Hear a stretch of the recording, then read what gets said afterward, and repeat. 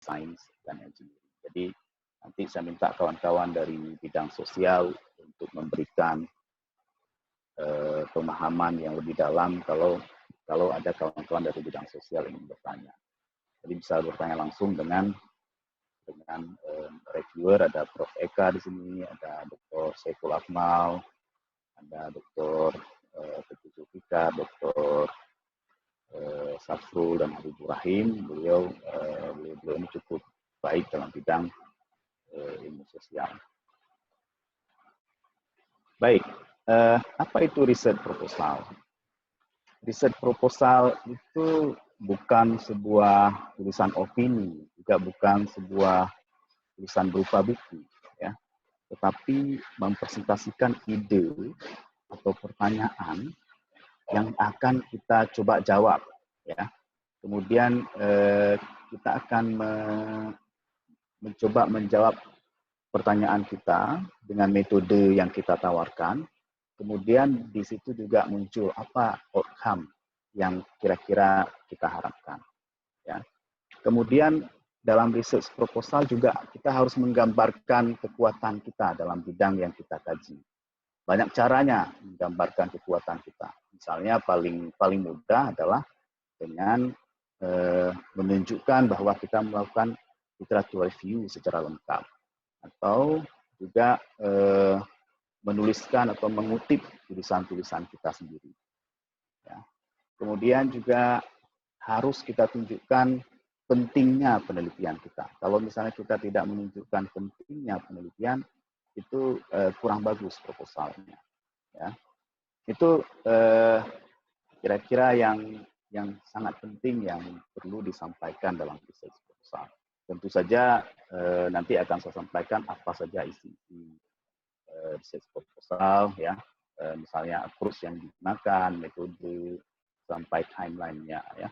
Dan kita harus menunjukkan bahwa apa yang kita propose, apa yang kita usulkan bisa diselesaikan dalam waktu yang diharapkan.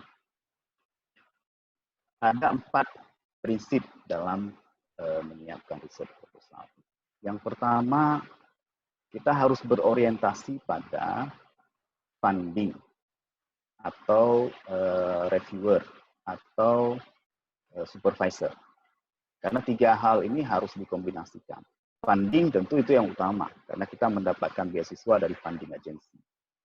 Ya, jadi kita coba misalnya funding agency dari Australia Award, apa keyword dari mereka. Kemudian kita juga harus kombinasikan dengan keinginan supervisor, karena untuk mendapatkan beasiswa biasanya kita harus diterima oleh supervisor. Jadi supervisor juga menjadi penting kita pertimbangkan di sini. Kemudian jangan menuliskan tulisan yang sangat general. Sebagai contoh misalnya, saya ingin menulis tentang riset proposal tentang panas bumi. Lalu saya mulai dengan kata-kata, misalnya saya mulai dengan kebutuhan energi di dunia meningkat sangat pesat. Misalnya. Nah, itu tidak perlu. Kenapa tidak perlu? Memang seperti itu. Bukan itu yang diharapkan, karena itu sangat general. Semua orang sudah tahu. Jadi langsung ke poin. Misalnya kita ingin bicara tentang bagaimana melakukan eksplorasi panas bumi. Langsung saja, langsung ke topik eksplorasi panas bumi. Karena kita harus ingat bahwa proposal yang kita ajukan itu singkat. Hanya paling 3 lembar. Itu sudah termasuk dengan referensi. Referensi saja sudah setengah halaman. Jadi harus langsung to the point, ya. Jadi jangan menghabiskan waktu reviewer untuk membaca tulisan yang sebenarnya sudah dipahami oleh orang umum. Kemudian kadang-kadang ada funding agency yang memang membuka peluang untuk topik-topik yang khusus. Ya. Jadi kita harus sesuaikan dengan itu. Misalnya orang bicara tentang, misalnya yang terkini ada energi, gitu ya. Lalu kita usulkan tentang sustainable energy. Nah itu dalam proposal kita harus kita sebut-sebut itu tentang sustainable energy. Atau misalnya disaster mitigation itu juga harus disebut-sebut, ya. Kemudian tentunya easy to understand. bahkan oleh non-expert. Nah, ini harus diingat bahwa pada saat wawancara, pada saat review proposal, itu belum tentu akan direview oleh expert. Ya. Saya pengalaman kebetulan saya punya pengalaman submit proposal ke Australia, punya pengalaman submit proposal ke Jerman, punya pengalaman submit proposal Fulbright. Alhamdulillah sebenarnya saya juga lulus waktu Fulbright, cuman saya pilih yang ke Jerman. Nah, waktu saya diwawancara oleh pewawancara dari Fulbright, kebetulan yang mewawancara saya itu dua-duanya orang social science. Jadi tidak ada jaminan bahwa saya orang sains, orang geosains akan diwawancara oleh orang geosains. Tidak. Ternyata yang mewawancara saya adalah orang social science. Jadi kita harus mencoba menulis tulisan kita, menyiapkan tulisan kita supaya juga bisa dipahami oleh non-expert. Kemudian ini yang saya lihat dalam research proposal yang dikirim ke kita selama ini. Research gap-nya harus diidentifikasi dengan benar. Nah, ini yang sering tidak terlihat. Mohon nanti para reviewer memberikan masukan bagaimana mencari research gap. Ya. Kemudian tunjukkan bahwa penelitian yang kita ajukan itu bisa menjawab pertanyaan-pertanyaan yang ada di dalam research question. Oke. Kemudian ini saya ambil contoh tadi pertanyaan tadi ceritanya tentang keyword ya. Saya ambil contoh keyword dari funding agencies. Kalau dia AD tidak ada keyword yang khusus ya. Dia saya lihat lebih ke German. Kalau ingin belajar di Jerman maka masuk ke DAD adalah tempat mengusulkan beasiswa ke Jerman. Tapi coba lihat Australia Award. Ini sebenarnya yang terkait dengan Australia, keywordnya, the objective of Australia Awards in Indonesia is to enhance Indonesia's development. Jadi di dalam research proposal itu harus tercermin bahwa research proposal kita ini itu akan berdampak pada peningkatan pembangunan Indonesia. Atau paling tidak pada saat kita mengisi aplikasi form aplikasi itu juga harus kita masukkan ya, karena ini akan ditanyakan juga oleh si pewawancara ya. Kemudian Fulbright kalau saya lihat di sini ada kata kuncinya high level of academic ability dan leadership potential. Jadi dalam mengisi aplikasi juga harus terlihat bahwa kita akan memberikan potensi pengembangan lanjutan ya setelah kita selesai kuliah. Kemudian topik based funding. Jadi kadang-kadang juga ada funding agencies yang memang khusus dia membuka topik khusus. Nah, pada saat seperti itu maka kita harus menyiapkan research proposal yang terkait dengan itu. Misalnya ada contoh belakangan ini sustainable development, renewable energy, disaster risk reduction. Yang terbaru misalnya tentang COVID-19, tapi bukan COVID-19, tapi lebih ke pandemi misalnya, ikut berkontribusi menyelesaikan persoalan pandemi di dunia. Ini kata-kata kunci ini harus kita masukkan dalam research proposal dan form aplikasi. Kemudian juga kita perlu menyesuaikan dengan supervisor, karena sebelum kita lamar beasiswa, kita harus ada korespondensi dengan seorang supervisor. Ini harus diingat ya. Korespondensi itu penting. Sebelum kita apply proposal S3 ini terutama, atau proposal S2 by research. Kita lihat topik yang sesuai dengan topik kita. kecuali kita ingin membuat proposal sesuai dengan topik supervisor, tidak masalah. Tapi lebih bagus kita buat research proposal dulu, kemudian kita cari supervisor yang kira-kira sesuai topiknya.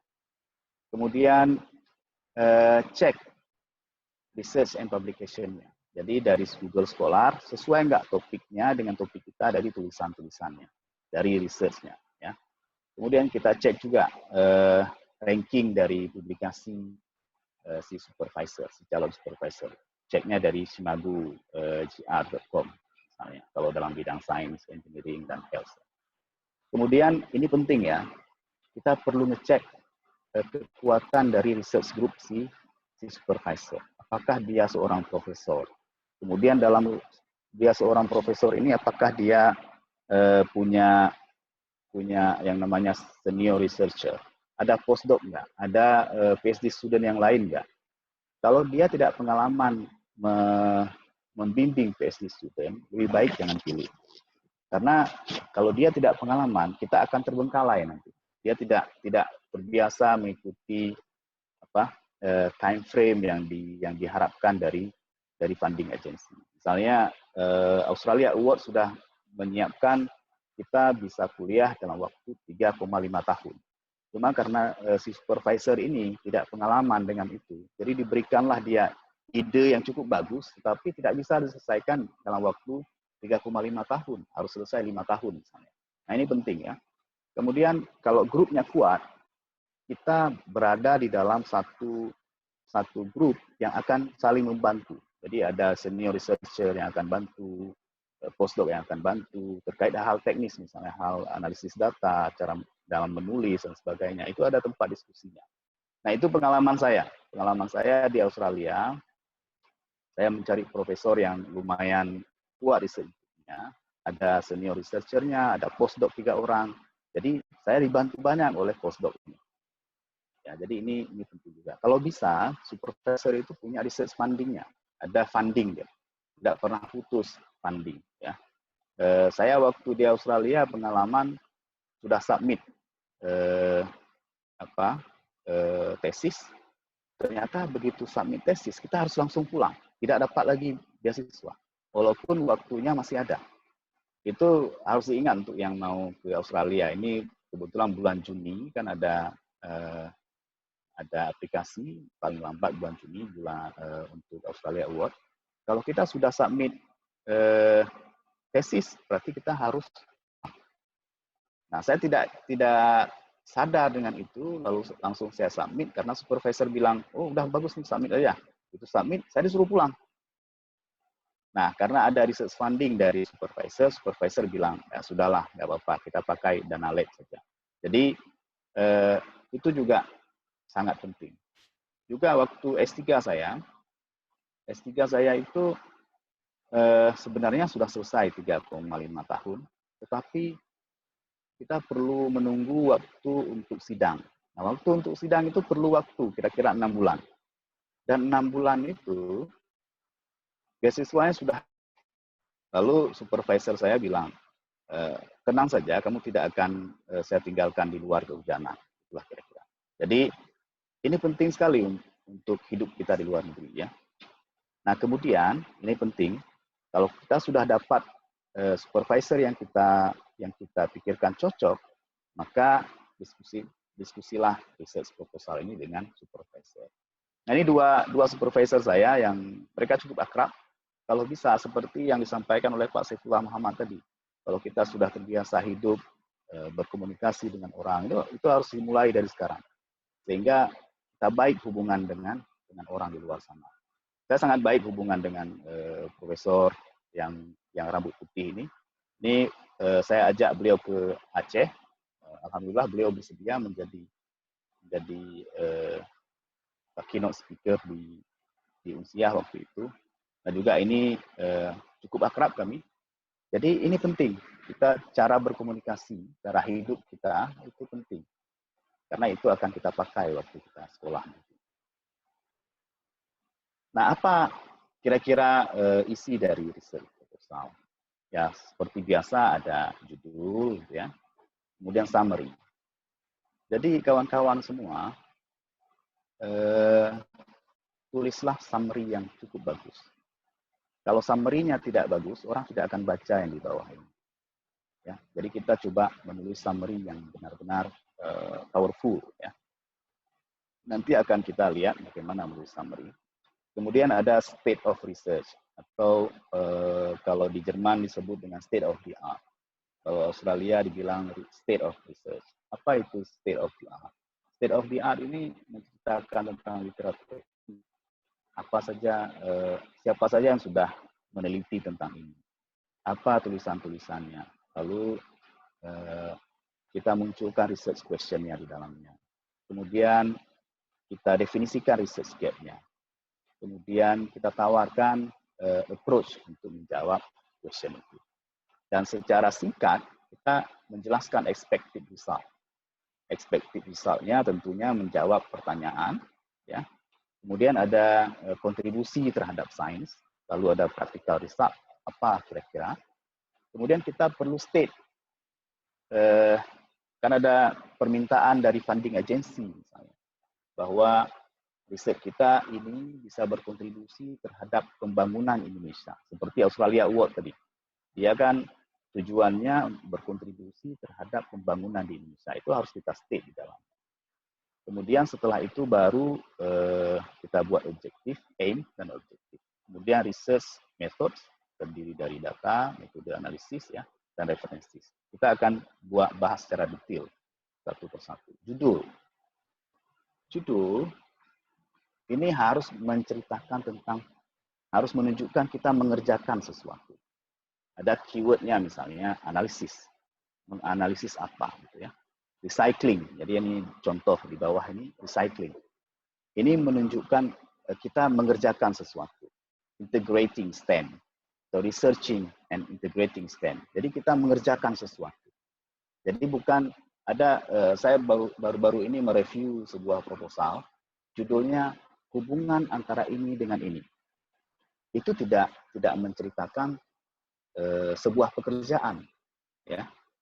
Tapi misalnya dia study, mempelajari hubungan ini dengan ini. Nah itu judul, ya. Kalau hubungan antara ini dengan ini itu belum menceritakan sebuah judul research, tapi menceritakan hubungan saja, ya. Kemudian kita coba membuat judul itu sebisa mungkin singkat. Kalaupun panjang, biasanya dibuat ada titik koma, contoh kasus di sini. Ya. Jadi panjang. Tetap tapi judulnya jadi singkat, 2 judul yang singkat. Ya. Kemudian merefleksikan ide dasar dari proposal yang tentunya harus mengisi research gap yang ada. Ya. Kemudian be spesifik. Jadi jangan terlalu umum. Nah ini contoh yang saya suka. Judul proposal itu yang pertama ini. Dia sudah ini real time analysis. Ini keyword penting. Ya. Real time analysis. Kemudian deep learning. Jadi dia melakukan analisis secara real time terhadap game addiction menggunakan deep learning. Ini adalah metode yang baru, ya. Dan ini juga mungkin orang sudah membahas tentang game addiction, tapi tidak membuat secara real time, ya. Jadi ini makanya ini menarik. Jadi kita membuat research proposal, membuat judul research proposal itu harus menunjukkan kita mengerjakan sesuatu, ya. Kemudian harus singkat, lalu mencerminkan ide utama dari proposal dan menjawab dari research gap, ya. Kemudian summary. Oh, maaf. Di summary itu terdiri dari introduction, tujuan, kemudian metode dan expected result. Jadi di introduction kita sebutkan kenapa research ini penting. Kenapa research ini perlu dilakukan? Karena ada research gap. Ada research gap yang kita penting untuk menjawab, ya. Kemudian kita support ide ide itu dengan sebuah statement yang cukup kuat. Tidak, karena dalam introduction di summary itu tidak perlu panjang, dia paling 3 baris. Paling 3 baris. Seperti kita menuliskan abstrak di sebuah jurnal. Ya, ada introduction, tapi harus memang yang betul-betul kuat, ya, yang betul-betul menjelaskan research gap yang ingin dijawab. Kemudian kita perkuat dengan statement yang cukup bagus, ya. Lalu apa tujuannya? Tujuannya itu menjawab research gap. Kemudian metode. Nah, mungkin yang agak banyak itu justru di metode, ya. Karena kalau summary untuk proposal yang agak banyak itu di metode. Bagaimana kita mencapai tujuan, lalu bagaimana akuisisi data, bagaimana pengumpulan data, ya. Kemudian bagaimana processing data, bagaimana analisis, ya, atau kalau ada interpretasi. Kemudian dari situ kita coba jelaskan sedikit expected result-nya apa yang diharapkan dengan menggunakan metode ini. Kita akan menjawab research gap-nya seperti ini. Kemudian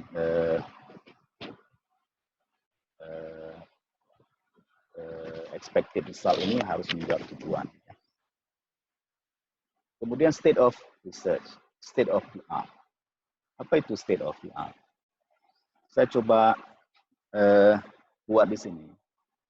State of the art itu terdiri dari literatur review. Apa itu yang dimaksud dengan literatur review?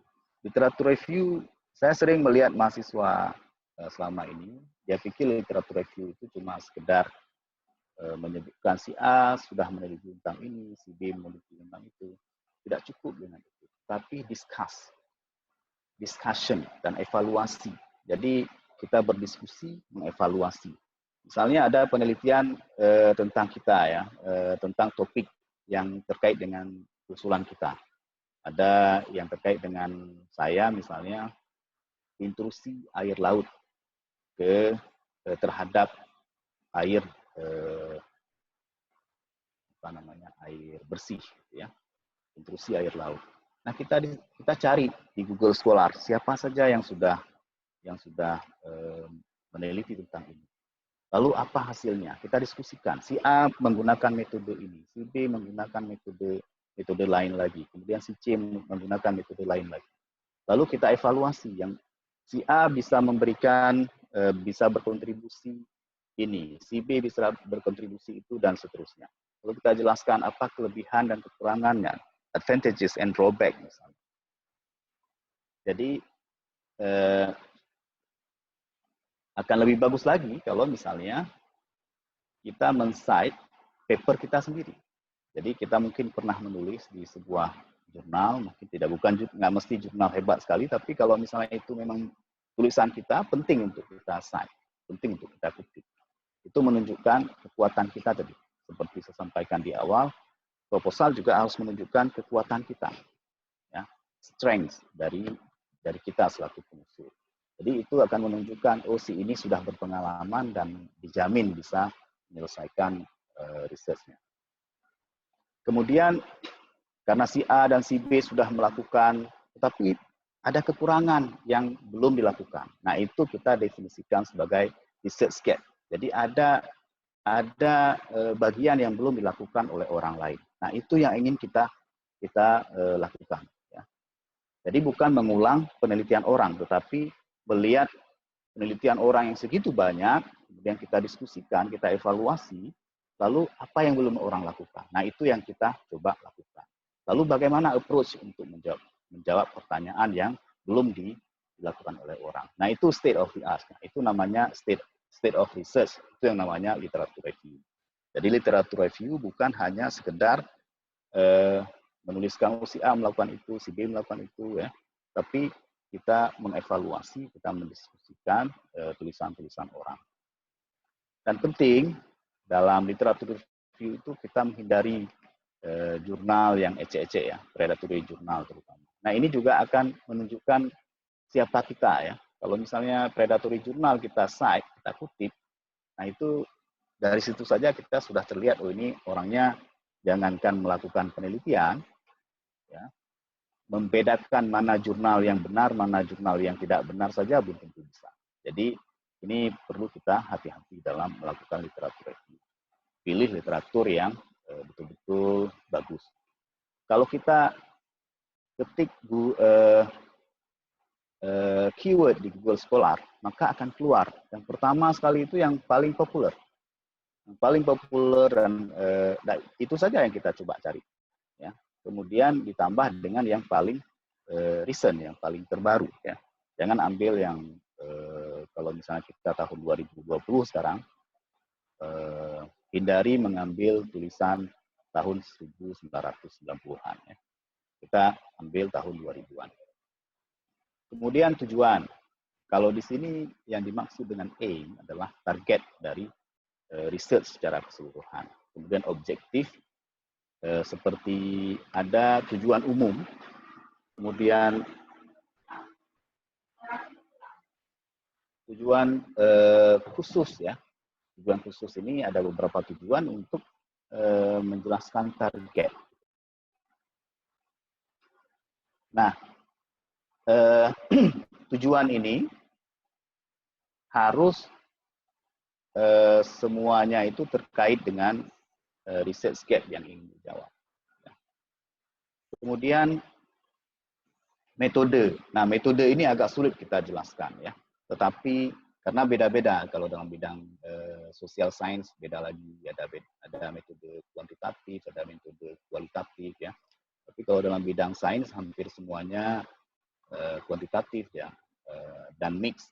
Nanti mungkin ada interpretasi di ujung. Tetapi secara umum research metode itu terdiri dari data, ya, kemudian analisis, kemudian interpretasi sebenarnya. Jadi di data kita harus betul-betul menjelaskan data kita secara detail. Bagaimana mengambil data, bagaimana prosedur pengambilan data, apakah kuantitatif atau kualitatif, bagaimana kualitas data, bagaimana strategi samplingnya, ya, apa kelebihan dan kekurangan, misalnya. Ya. Jadi kita sebutkan apakah eksperimen, bagaimana eksperimennya, ada field study, bagaimana field study-nya, detail kita sebutkan. Detail itu, nah karena kita ingin detail, seperti saya sampaikan tadi,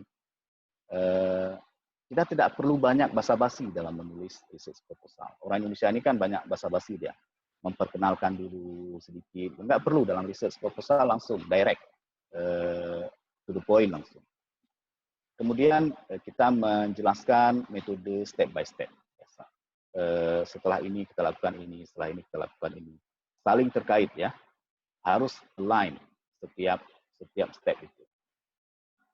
Kemudian kita jelaskan kenapa metode ini dipakai.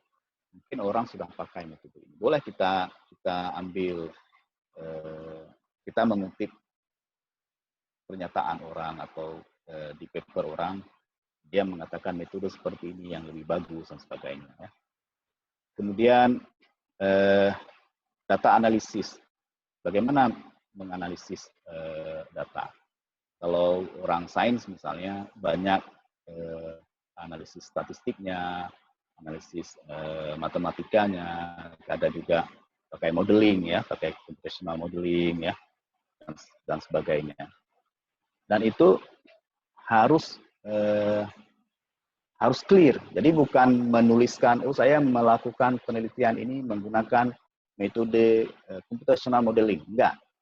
Karena metode ini, computational modeling ini kan luas. Jadi kita langsung ke topiknya. Bagaimana yang dimaksud? Tahap-tahap di computational modeling itu apa? Bagaimana tahap-tahapannya? Jadi itu harus detail kita tuliskan.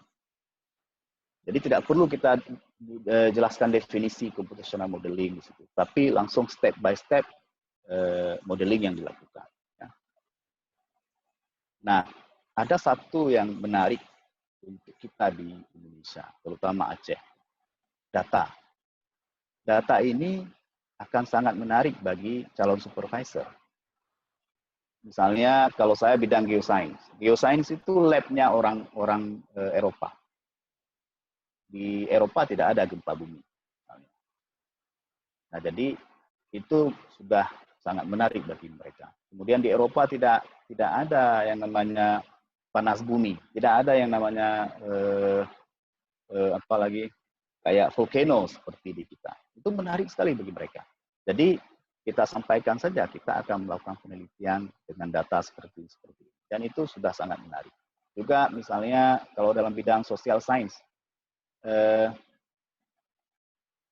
misalnya pilkada, pemilu, itu menarik bagi orang. Kemudian konflik, walaupun itu sama seperti saya, misalnya gempa bumi bagi orang kan seolah-olah musibah, ya. Tapi bagi kami, begitu ada gempa itu menarik. Bagi orang itu musibah, tapi bagi kami itu menarik. Seperti orang social science, konflik itu menarik untuk dikaji. Nah, bagaimana kita menyelesaikan konflik? Dan itu akan menarik supervisor untuk menjadi pembimbing kita. Nah, kalau misalnya mereka sudah tertarik, tinggal kita tuliskan dengan bahasa Inggris yang benar, dengan rentetan tadi step by step, tinggal kita kirim ke calon supervisor. Dia langsung edit tulisan itu, langsung. Jadi pengalaman saya, karena datanya menarik bagi mereka, saya sudah tuliskan, tapi langsung nanti begitu saya kirim, oh ini bagus, tapi ini saran saya. Nah, gitu. Begitu kita terima sarannya, hampir 100% diedit sama dia. Tetapi itu paling tidak, kalau dia sudah mengerti apa yang kita tuliskan, itu sudah cukup. Itu sudah cukup. Nanti dia akan berkontribusi lebih baik. Dan kita sangat terbantu kalau misalnya topik kita ini menarik bagi supervisor. Kemudian, karena kalau dalam PhD ini kan ada 3 tahun ya, 3 tahun setengah, 4 tahun bahkan ya, kita harus menjelaskan step-step setiap tahun. Jadi ada time frame yang harus kita ikuti. Jadi misalnya saya buat begini ya. Ini adalah gaya saya waktu S3. Waktu saya S3, saya dapatkan output yang pertama di tahun pertama. Kemudian output ini akan saya pakai untuk penelitian berikutnya di tahun kedua. Kemudian penelitian tahun kedua dan tahun pertama itu digabung di tahun ketiga untuk kita analisis. Kemudian di tahun terakhir, di 6 bulan terakhir, finalisasi. Dan ini harus tercermin dalam proposal kita. Kemudian ada juga independen ya. Misalnya topik 1, topik 2, topik 3 ini tidak saling terkait misalnya. Tidak harus yang ini, yang topik kedua harus tunggu topik 1 dulu ya. Topik 3 harus tunggu topik 2 dulu, tidak. Bisa jadi itu independen, tapi nanti digabung. Itu bisa jadi. Tapi kalau orang sains rata-rata seperti ini. Ya, dia saling terkait. Hasil yang tahun pertama dipakai untuk input di tahun kedua dan seterusnya. Ini slide saya yang terakhir, yang tentang referensi. Ya. Tentu harus konsisten, kita menggunakan well-known style, jadi style yang sudah dipakai umum ya, misalnya Harvard gitu ya, atau APA. Kemudian kalau bisa di dalam tulisan kita cite tulisan dengan tulisan calon supervisor. Nah, ini penting. Jadi jangan kok kita nggak kenal si supervisor, tapi minta dia jadi supervisor. Jadi kita tunjukkan juga kita sudah mulai mencari dan mengenal si supervisor. Nah, supaya bisa konsisten, supaya benar penulisannya, kita pakai saja Mendeley atau EndNote. Ada reference manager system yang sudah umum ya. Kalau saya selalu pakai EndNote. EndNote sejak S2, S3 sampai sekarang saya pakai EndNote. Karena ini mungkin harus dibiasakan di kampus di Aceh ya, itu menggunakan reference manager ya.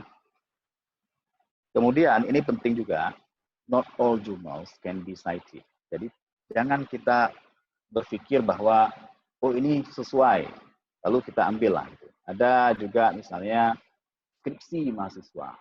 bukti mahasiswa yang tidak direview gitu ya, lalu kita cite. Kita hindari jurnal predator ya. Nah, ini sangat banyak sekarang jurnal predator. Ini penting supaya kita dianggap tetap kuat. Kalau misalnya kita secara tidak sengaja men-cite predatory jurnal, itu kita dianggap tidak paham dengan dunia sains, dengan dunia yang kita teliti. Ya.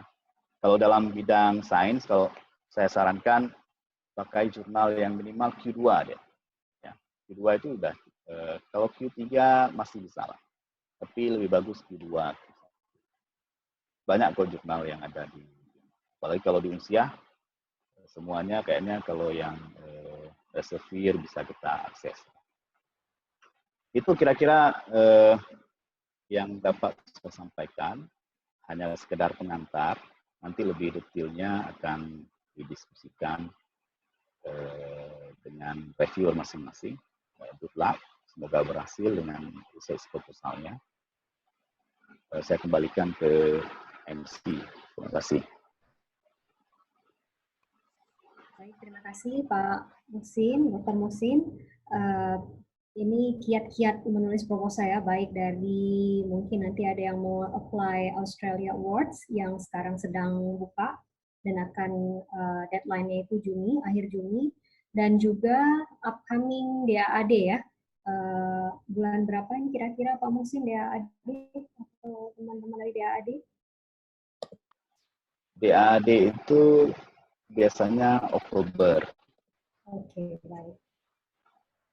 Jadi bisa digunakan tips dan triknya Pak Muhsin untuk nanti disempurnakan setelah mendapat feedback dari para mentor. Ya.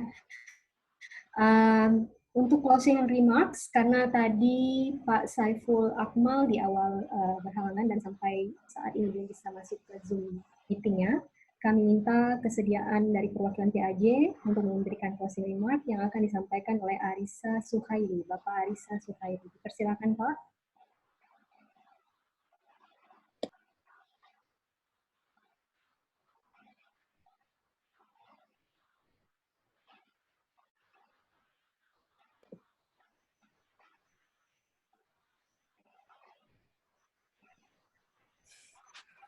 Baik, Assalamualaikum warahmatullahi wabarakatuh. Waalaikumsalam warahmatullahi wabarakatuh. Ini juga terlalu tiba-tiba tadi ya dibilang sama Bang Sepul ya. Baik, Bapak Ibu semuanya, terima kasih banyak telah berpartisipasi di dalam kegiatan ini. Dan ini merupakan kegiatan pertama kami ya bersama antara Aceh Australian Alumni dan PAJ. Dan memang kegiatan seperti ini sangat kita harapkan ke depannya ada lebih banyak. Nah, jadi supaya ke depannya dengan adanya kegiatan seperti ini, makin banyak lagi mahasiswa-mahasiswa kita atau pelajar-pelajar kita yang akan melanjutkan studinya keluar. Dan untuk riset sendiri sebenarnya suatu hal yang sangat menarik. Jadi membuat mereka rajin ya untuk membuat penelitian. Ya seperti kita ketahui sekarang kan juga Kota Banda Aceh kan IPM-nya itu dia nomor 2 se-Indonesia. Nah, jadi otomatis kan kita harusnya juga bisa mampu untuk membuat banyak proposal-proposal penelitian yang juga bisa untuk membangun kota-kota Banda Aceh dan juga kota lainnya di Provinsi Aceh. Sebelumnya terima kasih banyak untuk teman-teman semuanya yang sudah berpartisipasi di sini, para mentor yang telah menyempatkan waktunya untuk bisa membimbing teman-teman semua yang ada di sini untuk bisa mencoba memperbaiki proposalnya agar mereka bisa untuk melanjutkan studinya di ada mungkin yang master atau mungkin yang PhD. Dan saya harapkan juga ke depannya banyak kegiatan kerjasama seperti ini tidak hanya dalam bentuk proposal, tapi mungkin bisa jadi tentang proyek kecil dalam membangun kota Banda Aceh. Mungkin dari saya itu saja, terima kasih. Selanjutnya saya kembalikan kepada moderator. Sekian dari saya. Semoga sukses acaranya dan juga nanti kegiatan ini akan berlanjut di kemudian hari. Terima kasih. Assalamualaikum warahmatullahi wabarakatuh. Waalaikumsalam warahmatullahi wabarakatuh. Terima kasih Pak Arisa. Hati-hati di jalan, Pak. Baik, para peserta, para mentor, dan teman-teman panitia, ini adalah akhir dari sesi pertama, sesi pemaparan Research Proposal Preparation. Setelah ini akan ada sesi mentoring, di mana kita akan terpisah di dalam grup-grup tersendiri bersama dengan para mentor yang sudah di-assign dan juga pendampingnya. Di sesi mentoring, nanti teman-teman peserta, Bapak Ibu akan diberikan link ke Google Meet, jadi tidak lagi menggunakan Zoom, karena mungkin waktunya nanti akan lebih dari 40 menit, dan kalau kita pakai Zoom yang gratis, itu nanti akan terputus di tengah-tengah. Jadi untuk mengantisipasi hal itu, kita gunakan Google Meet. Nanti Google Meet-nya ada yang sudah di-share oleh pendamping, ada juga yang belum, ditunggu saja. Seperti yang dari saya bersama dengan Prof. Eka dan 3 orang lainnya, nanti akan saya share setelah ini ya, Google Meet-nya. Begitu juga dengan teman-teman pendamping lainnya. Mohon diupdate para mentor dan peserta mentoringnya. Sebelum berakhir, kita foto session dulu kepada para mentor dan teman-teman mohon diaktifkan videonya. Videonya dibuka dulu layarnya biar bisa kita foto bersama ya. Foto ini penting ya Pak ya, Pak Musi. Ya, penting ini. Ya, baik. Standby semuanya. Maya mana? Maya Khairani boleh dibuka. Iya, Pak Radi. Ya, boleh dibuka semua videonya, nanti kita akan foto bersama ya. Sudah semuanya ya, kayaknya. Baik, saya akan hitung 1, 2, 3 ya. 1, 2, 3, lihat ke kamera ya Bapak Ibu, biar kece. 1, 2, 3. Sekali lagi. Sebentar.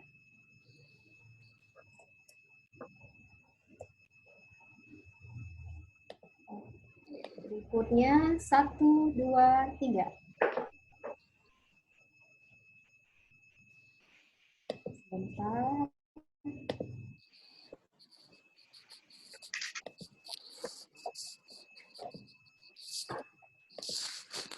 Ya, baik. Sudah, terima kasih banyak Bapak Ibu. Berakhir di sini sesi pertama kita. Boleh di live meeting, nanti kita akan bergabung bersama para mentor dan... Apa sayang? Minum susu mau sayang? Sekali lagi saya ucapkan terima kasih. Wabillahi taufiq wal hidayah. Wassalamualaikum warahmatullahi wabarakatuh. Terima kasih. Waalaikumsalam. Terima kasih banyak.